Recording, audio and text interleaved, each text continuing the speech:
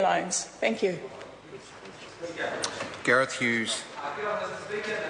Koutou, kia ora. I rise to take a call on this bill, the Student Loan Scheme Amendment Bill number 2. Mr Speaker, talk about fiddling while Rome burns. Talk about the punitive tinkering approach we see from this government epitomised in this bill. Look, Mr Speaker, at a time when we're facing huge economic challenges, huge numbers of Kiwis are going across the ditch and around the world to get a brighter future, presumably offshore. At a time when the student loan debt is topping $12 billion, we know New Zealanders are starting families later, they're not getting into homes, huge number of problems. What this government's solution is to tinker around the edges. So I want to take a quick call on this bill. The Green Party won't be supporting it. It is tinkering while Rome burns. While that $12 billion student loan millstone is wrapped around more than 600,000 Kiwis' necks, I want to share my experience.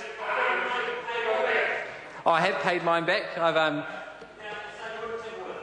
We would tinker with it, we would improve it. What we'd actually do, Mr Speaker, is we'd focus on carrots, we'd focus on incentives. What this government's approach is, it's all about sticks. Where's the carrots? Because the context of this bill, and look, there's some common sense initiatives in it, like giving the Commissioner a discretion on whether a debt is greater than $20 and whether that should be gotten back by IRD. Common sense stuff like that. But when you put it in the context of all the changes this government's done around education, what we know is what they've done is make it less affordable, less accessible, and in many cases literally close the door to thousands of students who want to study in New Zealand. Mr Speaker, let's just run through the list of what this government's done, a bit of context for where this Student Loan Bill number 2 comes from. What we've seen is limiting access to postgraduate students. We've seen they've blocked entirely access to over 55-year-old students from student loans. They've increased the repayment rate. They've froze the parental threshold rate. They've shortened the loan repayment holiday for those Kiwis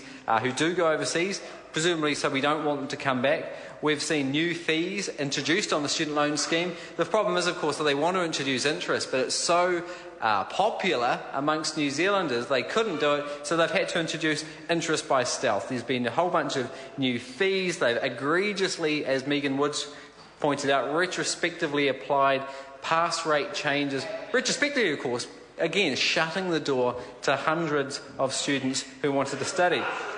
We've seen this government decide how students should organise themselves, not students, with the Voluntary Student Membership Bill.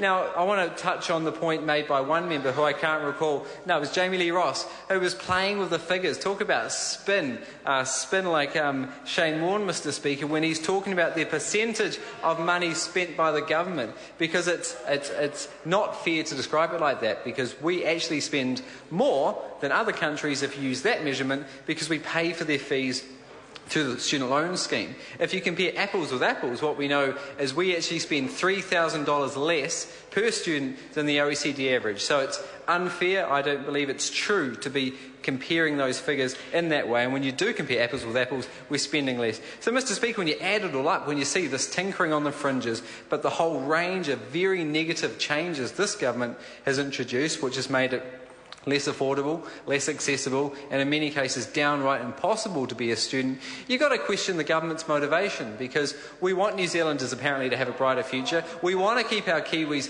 in New Zealand. We want a high-value, high-wage, innovative economy. But instead what this government wants to do is send our Kiwis overseas. It's all sticks, no carrots, doesn't make sense. It's not the high-wage, high-value economy we want to see.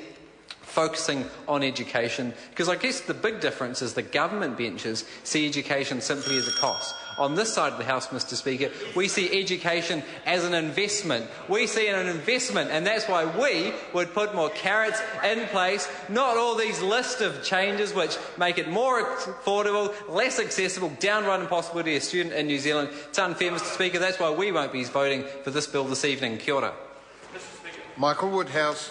Thank you, Mr Speaker. I'm pleased to take the last call on Student Loan Scheme Amendment Bill number 2, and for probably the